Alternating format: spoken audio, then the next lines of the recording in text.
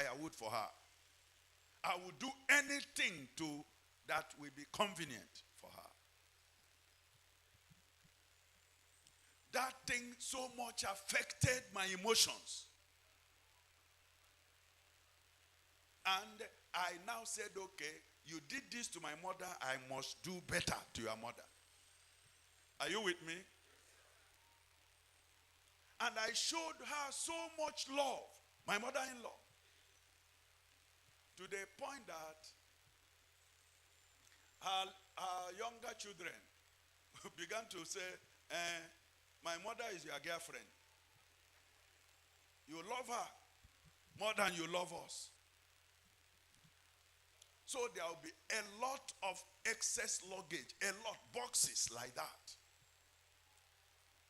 He has 4 males out of those 16 children. And those 4 males, them, my own didn't have. But any time she was returning from the US, there will be a motorcade to go and get her at the airport.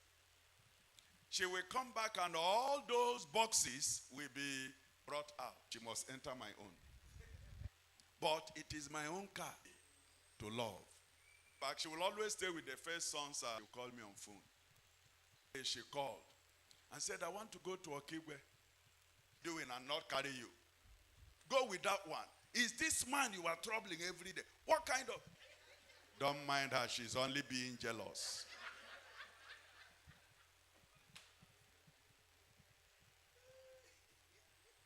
She provoked me to love and to good works. And the way she took care of my parents, oh my God. It reached a point, whether I am around or I'm not around, my parents won't bother again. Provided she was around, they will go to her. They stopped coming to me for anything. You know why? At the beginning point of the marriage, I told her, we came down, sat down. I said, it is common in Igbo land. If somebody gets married, it is expected that his wife will shift his attention away from his people. It's only the wife's people. That is the expectation in Igbo land. But that it's a myth we must break. I told her, if we must give my parents anything, 1 naira, 1 million naira, if we must give them anything, shoe, slippers, whatever it is we must give them, you, my wife, will use your hand and give it to them. And if we must give your own people anything, it will come from my hand. I will go physically and give to them. And when we began to do that, it reached a point, my parents, everything they had gotten from me was through her. That is, she would give it to them. They felt that they are safer with her than me. And they will now be going to her directly for anything. And then she will tell me, we will decide what to do, and she will go and do it. The same with her people. Anything we will do there, I will be the person that will physically do it. And that was why my mother-in-law was so free with me, so much, loving me and being interested. Her husband was the first African surveyor in Shell. The first African surveyor in Shell. They had money. And she knew fashion. The kind of wrapper you find on her body is not 10,000 type. I mean, in those days, not, of course, you won't talk about 10,000 type now. When I observed the kind of high quality, costly material she was wearing, when it was time to come and pay bride price, I knew I couldn't afford any wrapper for her. And I went to meet her. I said, Mama, I can assess the kind of dress you put on. I see the kind of wrapper that you wear. Mama, I cannot be able to buy that kind of wrapper now. I don't have the money. Please, you will bear with me. I will come with whatever I will be able to come, but no wrapper will be there. Because I wouldn't want to go and buy a balanya and then you will come and use it to do palm oil pressing. I will not be able to buy. I can see the quality. He said, don't worry, my son. Just come with whatever you can. And by the time we finished, she gave me 2 sets of wrapper that I wore the thing for years. And if you find any piece now in any garbage bin, it will still be shining. Never faded until they were discarded. She gave me. What I'm trying to say is that love is a two-way traffic. Is a two-way traffic. It's not only one way. It is coming from the right to the left and coming from the left to the right. So, it is necessary we observe that you can provoke one another unto love. She taught me to take care of my parents. Before she came, there was no provision from my monthly salary for my parents. For me, my father was getting pension and it's only the 2 of them should be able to take care. But she said, no. We must build them into the monthly budget. She taught me how to budget to accommodate my parents. So that every month, we give them something. And although the need was not like that in their own home, but whenever there was need, I must. My first wife, my relationship with her was what brushed me up and taught me love and taught me a number of other things. That is why my wife now, because that one died 15 years ago. This my wife now, since I married her, there has not been one occasion of our exchanging word. She's here. Not once. It's 12 years now.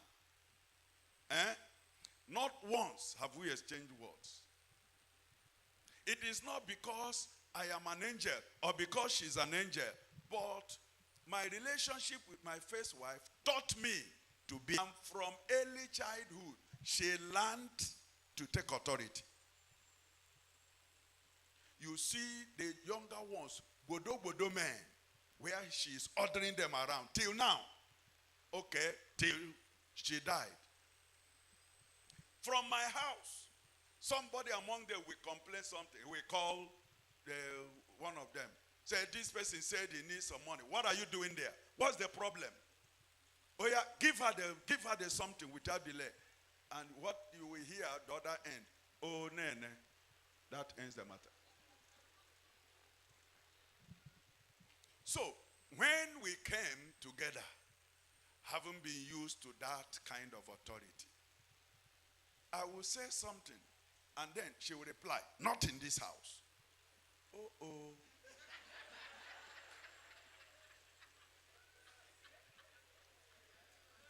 And I'll be looking at her. Who is marrying who?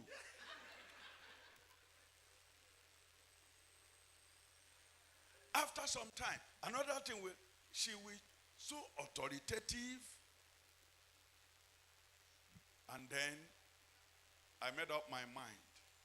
I must break that bone. I must break it.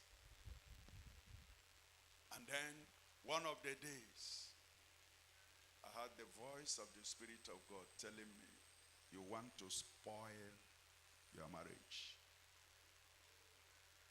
You want to spoil your marriage. That day, Very little thing was the issue. What was it?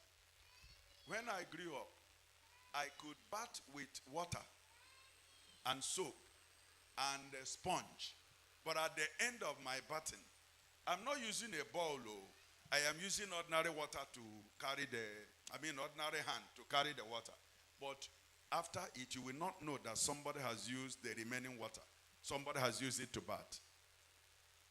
But her own, if she's using sponge, she will put the soap, the sponge, and her hand together into the water. Whoa!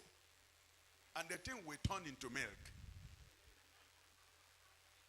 The first day this happened,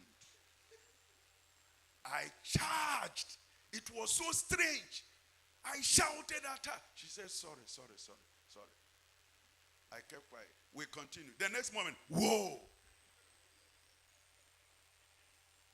Another time the thing happened, I just left her in the bathroom and went away. And as I was going, I was asking, who brought me into this what kind of thing is this? What kind of, my mind, I was thinking many things. It was that day the Spirit of God confronted me. And they say, you see, you want to, just for the ladder of soap, you want to spoil your marriage. You want to break it into pieces. And I was so convicted. I was so convicted by the voice of God's Spirit I heard. And I broke down in the room and pleaded, I cried, I asked the Lord to forgive me. And then shortly, she came in from the bathroom. And as soon as she came in, I rushed her and I held her. I pleaded, I begged for forgiveness. I said, see, from today, get a grater, grind the soap, come and pour inside the water, no problem. No problem. In fact, whatever you want to put there, put. No more problem. I'm very sorry for all the rubbish that Do you know what? That was the last that soap entered the water. She never did it again. With my own raw nature, he took it away from her. There is any wrong thing that your husband or wife is manifesting, and the thing is pissing you off, the thing is making you angry, God did to deal with that thing that is creating in your heart, that thing that God does not accept. He wants to use, and this is the